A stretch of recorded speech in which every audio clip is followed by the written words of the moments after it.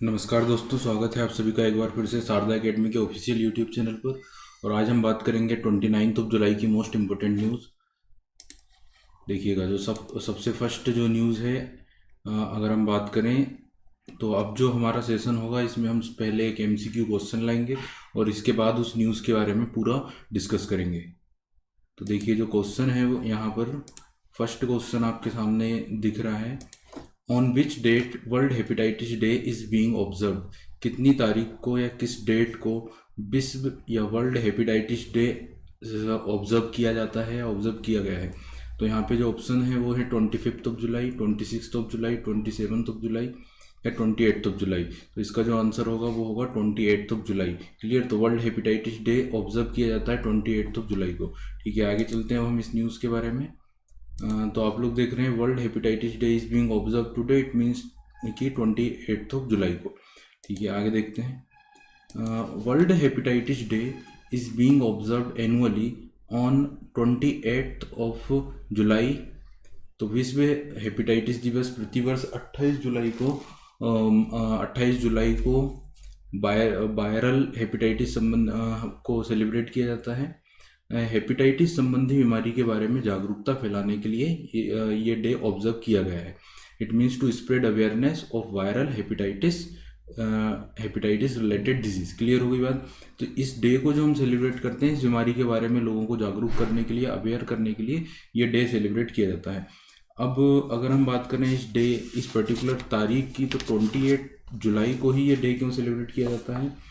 तो इसके पीछे का कारण ये है कि 28 जुलाई को जो नोबेल विनर साइंटिस्ट थे डॉक्टर बारूक ब्लूमबर्ग, इस तारीख को उनका बर्थडे आता है। तो यहाँ पर हम बात करें कि जो डॉक्टर हैं, डॉक्टर बारूक, BARR, बारूक ब्लूमबर्ग।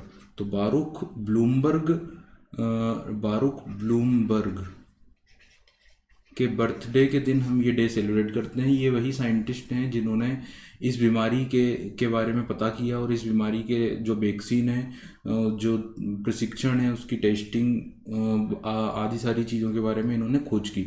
तो इसलिए उन्हीं के बर्थडे के दिन हम इस डे को सेलिब्रेट करते हैं। अगर हम बात करें हेपेटाइटिस की, तो हेपेटाइटिस के जो डिफरेंट टाइप होते हैं या जो विभिन्न प्रकार के लक्षण होते हैं वो 5 प्रकार के होते हैं। ये हो सकते हैं hepatitis A, B, C, D और E। इस तरह से हेपेटाइटिस के 5 प्रकार के लक्षण होते हैं।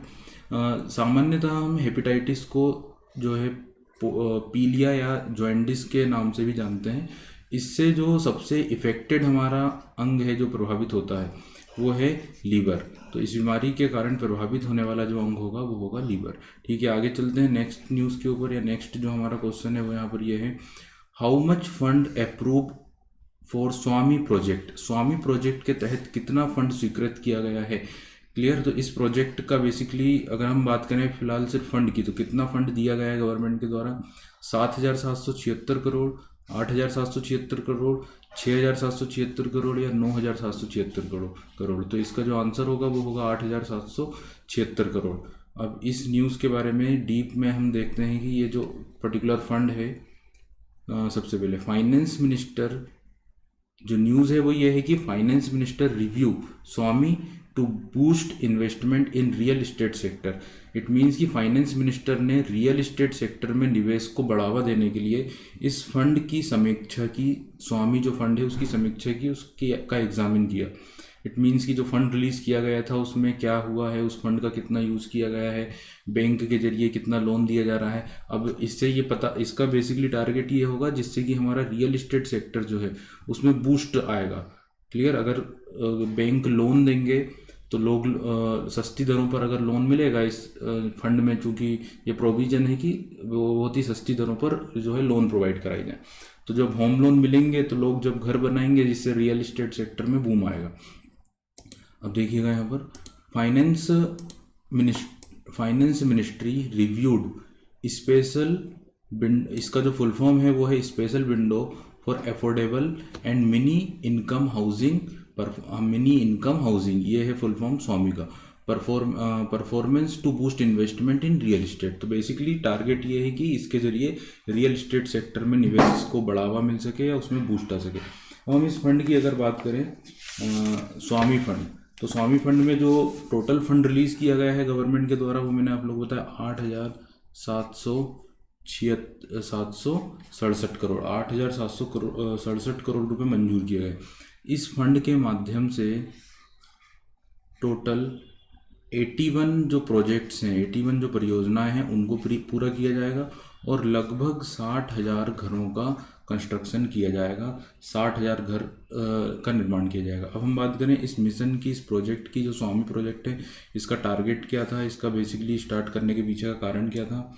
तो इस फंड को जो बनाया गया था उसका बेसिकली पर्पस ये था कि ऐसी परियोजनाएं जो ठप हो चुकी हैं, जो ब्राउन फील्ड परियोजनाएं हैं, ऐसी परियोजनाओं के तहत जो भी आवासीय विकास का कार्यक्रम है, जो आवासीय विकास रिलेटेड स्कीम्स हैं उन्हें पूरा किया जा सके।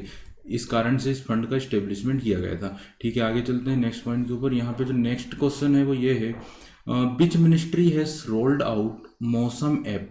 किस मंत्रालय ने मौसम ऐप बनाया है। Which ministry has rolled out Mausam app for Indian meteorological department. किस मंत्रालय ने भारत मौसम विभाग के लिए मौसम ऐप शुरू किया है। तो हाँ, अभी जो है मौसम ऐप शुरू किया गया, उसे किस मिनिस्ट्री ने लॉन्च किया है।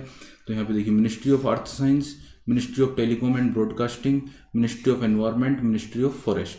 इसका जो आंसर होगा वो होगा मिनिस्ट्री ऑफ अर्थ साइंस। तो मिनिस्ट्री ऑफ अर्थ साइंस ने इस ऐप को जारी किया। अब हम इस ऐप के बारे में और देख लेते हैं।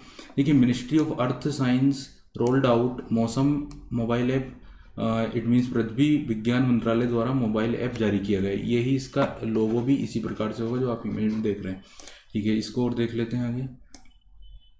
Ministry of earth science rolled out the Mausam app for meteorological department of India. तो किसके लिए ये ऐप बनाया गया, मेट्रोलॉजिकल डिपार्टमेंट ऑफ इंडिया के लिए। It is available on play store and app store. तो ये जो ऐप है ये प्ले स्टोर पर भी उपलब्ध है और ऐप स्टोर पर भी उपलब्ध है। Clear. The app is designed for general public and will communicate weather information and forecast in lucid manner.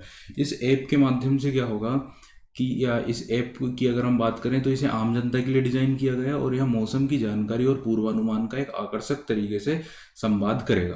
Clear. Interestingly तरीके से ये हमें बताएगा कि मौसम की क्या स्थिति है। ठीक है, अगर हम बात करें और कुछ बातों की इस ऐप के बारे में, तो सबसे पहली बात, इस ऐप में 5 प्रकार के फीचर हैं। It consist 5 features. अब 5 फीचर्स कौन कौन से हैं एक एक करके हम देखते हैं। सबसे पहला जो फीचर है वो है करंट वेदर।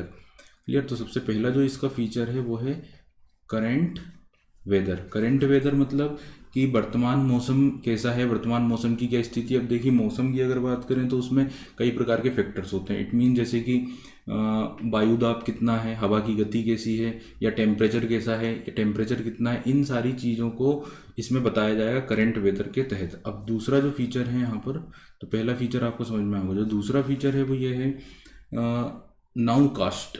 दूसरा जो फीचर है वो क्या है, नाउ कास्ट। नाउ कास्ट का मतलब ये है कि warning of coming weather condition, यानी कि आने वाले 3 घंटे में एक प्रकार से वार्निंग दी जाएगी कि आने वाले 3 घंटों में मौसम की क्या परिस्थिति है, और उसके तहत आपको जो है वार्निंग यहाँ पर इस ऐप के जरिए दी जाएगी। ठीक है, 3 नंबर पे अगर हम बात करें फीचर की, तो तीसरा जो फीचर है वो है सिटी फोरकास्ट। City forecast. तो सिटी फोरकास्ट का मतलब ये है कि आपके शहर में शहर के मौसम का पूर्वानुमान लगाना, आपके शहर के मौसम का पूर्वानुमान लगाना। इसके तहत क्या होगा कि पिछले 24 घंटे और भारत के 450 शहरों में मौसम की स्थिति का 7 दिन का पूर्वानुमान इसमें लगाया जाएगा। ठीक है, चौथी जो विशेषता है इस ऐप की वो ये है कि वार्निंग, यहाँ पे आपको वार्निंग दी जाएगी। वार्निंग की अगर हम बात करें, इट मीन्स चेतावनी। तो मौसम कैसी है, मौसम की स्थिति कैसी है, उसके हिसाब से चेतावनी दी जाएगी। उसके लिए 3 कलर कोड इसमें डिफाइन किए गए हैं, रेड, ऑरेंज और येलो। रेड जो काफ़ी खतरनाक होगा, ऑरेंज जो सतर्क करने के लिए होगा, और येलो जो अपडेट रहने के लिए होगा। ठीक है, 5वां जो फीचर होगा इस ऐप में वो होगा radar product. It means radar उत्पादन। अब रडार से क्या जो मौसम की जो स्थिति पता चल रही है उसके बारे में, उससे भी हमें बहुत सारी इसमें सुविधाएं मिलेगी। क्लियर हो गया? तो यहाँ पर मौसम ऐप भारत सरकार ने जारी किया है, उसके बारे में आप लोग ध्यान रखिएगा। ठीक है, आगे देखते हैं नेक्स्ट क्वेश्चन के ऊपर। अगला जो क्वेश्चन है वो ये है, prime minister Shri Narendra Modi launch 3 high throughput कोविड-19 testing facility in which of the cities, यानी कि प्रधानमंत्री श्री नरेंद्र मोदी ने किन शहरों में 3 उच्च थ्रूपुट कोविड-19 प्रशिक्षण सुविधाओं का शुभारंभ किया है। यहाँ पे ऑप्शन अगर हम देखें तो वो है कोलकाता, मुंबई, नोएडा, चेन्नई, मुंबई, नोएडा, कोलकाता, दिल्ली, नोएडा, या पुणे, चेन्नई, मुंबई। ठीक है, इसका जो आंसर होगा वो होगा कोलकाता, मुंबई एंड नोएडा। कोलकाता, मुंबई और नोएडा में इन टेस्टिंग लैब का शुभारंभ प्राइम मिनिस्टर मोदी ने किया है। अब देखिए यहाँ पे इस योजना के बारे में हम देख लेते हैं, या इस लैब के बारे में, टेस्टिंग फैसिलिटी के बारे में। पीएम लॉन्चेस 3 हाई थ्रूपुट कोविड-19 टेस्टिंग फैसिलिटी, ये एक प्रकार की लैब है। तो इस तरह वीडियो कॉन्फ्रेंसिंग के जरिए उन्होंने इसको जो है इनॉग्रेट किया है या लॉन्च किया है। अब देखिएगा यहाँ पर, PM Modi has launched high throughput कोविड-19 testing facility via video conferencing at national institute of Indian council of medical research of Kolkata, Mumbai and Noida. तो ये जो टेस्टिंग फैसिलिटी है कोलकाता, मुंबई और नोएडा में प्राइम मिनिस्टर नरेंद्र मोदी के द्वारा जारी की गई है। क्लियर? अब इसका जो ऑब्जेक्ट है वो ये है कि it will boost testing capacity. इसके जरिए क्या होगा कि टेस्टिंग कैपेसिटी काफ़ी बढ़ जाएगी बाई ऑलमोस्ट 10,000 डेली टेस्ट, यानी इसके जरिए क्या होगा 10,000 टेस्ट डेली किए जा सकेंगे। क्लियर?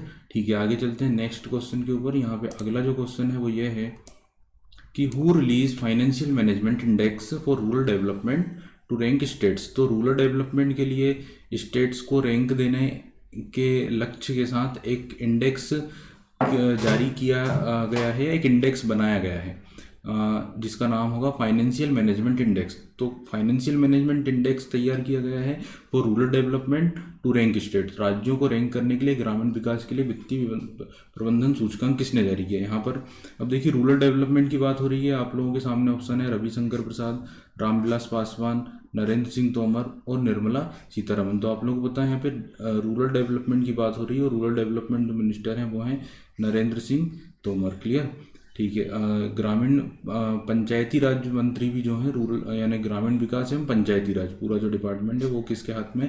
नरेंद्र सिंह तोमर के हाथ में। तो इस जो इंडेक्स है इसको जारी किया है नरेंद्र सिंह तोमर ने। ठीक है, इस न्यूज़ को और देख लेते हैं यहाँ पर, financial management index for rural development to rank states. Clear?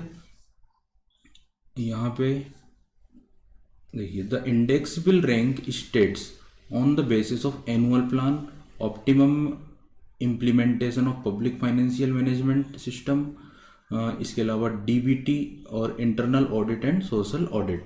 यानी केंद्रीय मंत्री ने राज्यों के प्रबंधन को रैंक करने के लिए ग्रामीण विकास कार्यक्रमों के लिए वित्त प्रबंधन सूचकांक जारी किया है। क्लियर?